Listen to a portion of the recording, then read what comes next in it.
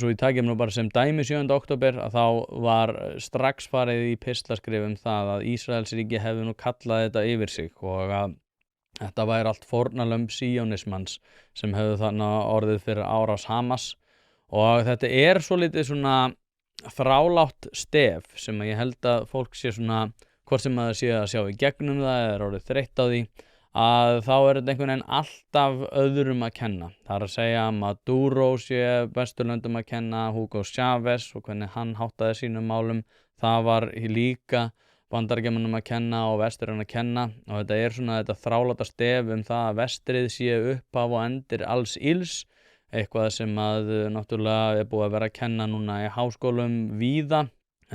Náttúrulega á stóru leyti líka með fjármagni frá Katar sem að maður svona þarf að svona horfa til þegar maður pælir í því á hvaða vegferð háskólastofnanir í Vesturlöndum eru. Af hverju er þetta stórkostlega fjármagn frá Katar alltaf að koma? En anti-everything fólkið sem er alltaf á móti öllu. Það bara breytist með hverjum deginum.